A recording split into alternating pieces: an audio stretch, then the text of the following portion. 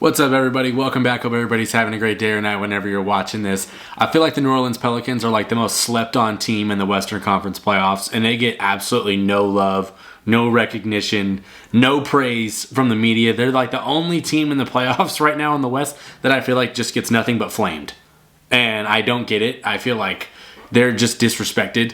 And this team is one that could legitimately beat up on almost every team. Denver's a problem. I think Denver's the only team that I put head and shoulders above other teams right now. Just they are the defending champs. They do have one of the, if not the best player in the world in Jokic.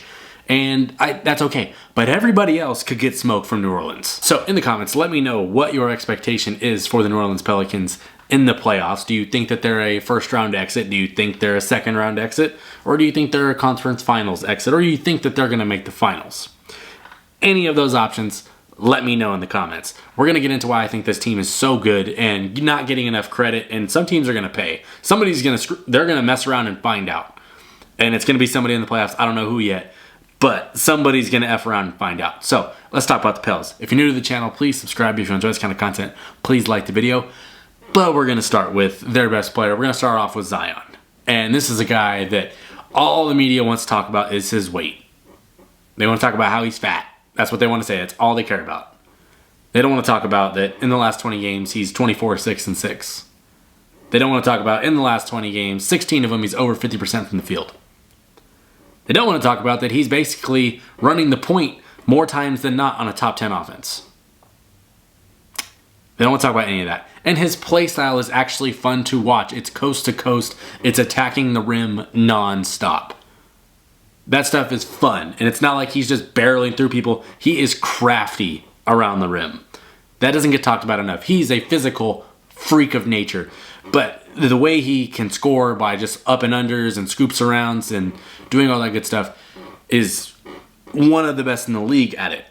And, of course, he has the bounce. And he's just so good. But all people want to talk about is all the stuff that doesn't matter at the end of the day. He's lost like 25 pounds, apparently, since the play-in tournament, where I will say he did look slow. But he looks like he's back to what he was last season pre-injury. And he's dominating the floor. And I just feel like he only gets trashed in the media, and it's so dumb. Because why are we trashing one of our brightest young stars who's super nice off the court and is like a really likable guy? This is what makes people villains. This is what the media does. They try to contort things to make us do nothing but joke on players rather than appreciate how good they are at their young age. That's what's happening to Zion, in my opinion. And I think that this team is as legit as they are is because we don't know how good Zion can really be. Like, we've seen the Pelicans make the playoffs a couple years ago and turn it up. But that wasn't with Zion. So if they're able to do something along those lines and turn up with Zion there, they're going to be so hard to beat. And they're good against teams over 500. I think they have the top 10 best record against teams over 500. I think they're like 24-20 or something like that. And they're like 20-7 against teams below 500. So they handle business. They're one of those teams that just isn't getting the recognition. And I've said it multiple times already in this video. I don't get it. Can someone elaborate in the comments why they don't get it? You can talk about the other players on this team because that's what makes them so dangerous, in my opinion. Like, you have Brandon Ingram on injury coming back in hopefully a couple of weeks from what looked like it could have been a season ender. And he's going to hopefully be back soon. He's legit. We've seen him turn it up in the playoffs and give the Suns over 30. Like, we've seen all that. We've seen CJ turn up in the playoffs. We've seen CJ be solid and have great playoff series. We know that J-Val is going to give you 12 and 9. Like, we know he's going to be a solid option. But really, so those are like some of the main guys. There's two guys on the Pelicans that do not get anywhere near enough credit and are like the unsung heroes on this team. And I'm sure if you're a Pelicans fan, you know which two I'm about to talk about. But for those of you that don't, let me elaborate. Herb Jones is the first one. His three-point percentage is up 10% almost year over year. Last year, I think he was like 33% or something like that, which is below league average. This year, he's at like 42.5%. And it's not like he's just not taking as many threes, so the sample size is all distorted. He made, I think it was, what was it? I think it was like 52 or something. Had a 56 threes all of last season. He's already at 100 this year. And there's still like 8 games left. So he's almost doubled up the amount that he's made this year. And you're also talking about a guy that is top 2 or 3 perimeter defender in the league. And I think most guards would probably agree with that he is just not fun to go at. Lengthy, fast. I think in the first half against the Bucks tonight, he had 3 steals and 3 blocks and a half. There are players that don't get that in a month. So, I mean, he's so unsung, and I feel like player media or the players in the media give him a lot of praise. But when you talk about all NBA defensive guys, you don't always hear his name come up. But particularly, people don't respect his shooting because they think, oh, his first couple of years he only shot like 30%. Blah, blah, blah. Now he's actually a legit shooter. And I think that's something that needs to be elaborated on because the defense was always there. But could he space the floor? That was the main question. And I think he's answered that this season. Speaking of spacing the floor, the other guy that is the unsung hero on this team is Trey Murphy. Trey Murphy is a sniper and super good off the ball. Really good cutter. Can finish at the rim. He'll poster you if he needs to. He's got a couple of those this year already. And on top of this, he can step in and start, right? This is I feel like Trey Murphy's like the biggest what do we do if you're on the Pelicans, because they don't have a floor spacing center, but it's also you have Brandon Ingram, you have Zion, and you have CJ. You don't really have a slot for him to slide in there because you already have Herb Jones starting. There's really not a spot for him to start. But when he starts, he's like 18 points a game and like 39% from 3. The value in that is that when Brandon Ingram needs to miss 2-3 weeks, he slots in and picks up the slack and your team doesn't skip a beat. And he also provides really good defense, super lengthy. He's basically everything that you want out of like a prototypical 3-and-D kind of player that will also yam it on you. So I just feel like these guys on this team, Zion, Herb Jones, Trey Murphy, just don't get enough credit for what they do. And there's a lot of other depth on this team that I love. Dyson Daniels should be coming back soon. He's an elite defender, right? You have Larry Nance, who's just solid off the bench. Larry never makes like a bad play. And then you'll see Najee Marshall, super good slasher. Not going to space the floor. Don't ask him to do that. But super good slasher, good at driving to the rim, cutting. That's his thing. Also plays with a lot of attitude. And then you have Jose Alvarado, kind of a little bit of a heartbeat of the team. He's solid. We know he can space the floor. He can create.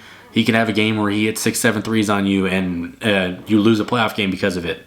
And then I think the other guy he's a rookie in the last month or so has been a struggle, but Jordan Hawkins is one of those guys that could go out there and just light it up. We've seen early in his rookie season, I think he had a couple games over 20, and I think now because he's just not playing quite as much, given that he is a rookie and it does take a minute to learn, he's somebody that could come in and provide some spark. And long term, I think he's going to be great. This year, he could maybe make a moment or two. So they've really realistically got like a 9 to 10 guy rotation, which playoff time, you're probably going to be 8 or 9. So Hawkins will probably be the guy that's slid out of there. But ultimately, they're not a team that you want to play in the playoffs. I don't get it. Why people don't respect them and they want to trash them at every chance they get.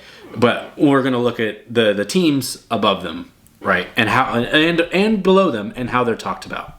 We're going to start with the Nuggets. They're the 1 seed. They're the favorite in the West. They're the defending champs. It makes sense. I'm not even going to fight you on that one. I love the Nuggets the way they play. They're one of the hardest teams to beat for a reason. But Minnesota, how do we talk about Minnesota? We talk about, Anthony Edwards is a rising star and has been making amazing plays. This is all true. I'm not disagreeing with it. It's true. OKC has an MVP in Shea. Shea's my MVP this year. But, that's fair. It's true. They're really good. They're young and they have an MVP player. Cool. The Clippers have been falling apart lately, and I think this is their last chance at winning anything. They get talked about in a way where it's like, well, we still have Kawhi, we still have Paul George. Like, they could still do something in the playoffs, even though the last month of the season, they've really kind of been atrocious.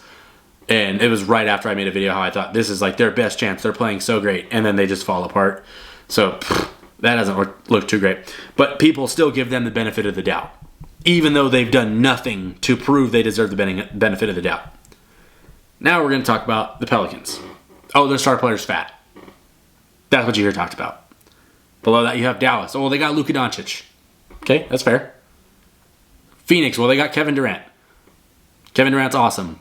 But that team, for whatever reason, takes 2 steps forward and 2.5 back. Okay? Sacramento has Fox. And I feel like Sabonis doesn't get credit, so I'm not going to loop him into this. But they'll be like, well, Sacramento's a super fun team. They play fast. They're exciting, which is all accurate. It's not wrong. And then you go to the Lakers, and it's like, well, they have LeBron. And it's like, yeah, but they also have Darvin Ham coaching them. So that might, be the reason that they don't go anywhere. Or and at the 10th seed, it's like, well, the Warriors would still have Steph Curry. They could still make all the championship and veteran experience, blah, blah, blah, blah, blah, blah. All those teams get talked about like in a positive light for the most part. But when you get to the Pelicans, for some reason, who are better than 6 of them, it's, well, the star player's fat. That's what we talk about. And I think that is so toxic.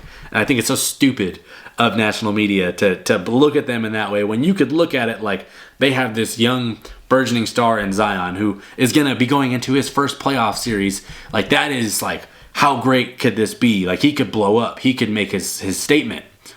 But no, we're going to talk about his weight when he's been on fire the last 2 months. A lot of this video probably seems very ranty, and it to a degree it was intended to be that way because I think it's BS. But all these other teams get love and respect and credit and are deserving in a lot of different ways. That's fair. But this one doesn't get any of that. Like, the media treats them like they're the runt of the litter when in reality they're one of the best teams in the league. And they're the 4 seed in the toughest Western Conference ever, in my opinion. All of these teams in the top 10 or 11 are going to be 40-plus win teams and are like could win some games in the playoffs at the very least. Like, that is something that doesn't get talked about, is that they're one of the better teams in the best conferences ever. But anyway, I'm kind of tired of ranting about it. I just want to know what y'all think about the Pelicans because I think they're so good. And I think somebody's going to F around and find out. And they're going to see that there's more smoke to this team than media let off. And I'm so excited for that because I hope that B.I. gets healthy going into the playoffs. That's going to be huge. And then I want to see what they could do because we've never seen the iteration of Zion, B.I., and C.J. in the playoffs together. Never seen it. And I think that'd be something that is be positive that you could talk about. But no, all we want to do is talk about the star player's weight and what he did in the offseason rather than what he's doing for us lately, which is dominating. And the team is dominating as well. Anyway, let me know in the comments how you're feeling about the Pelicans in the playoffs. Where do you think they will finish the season?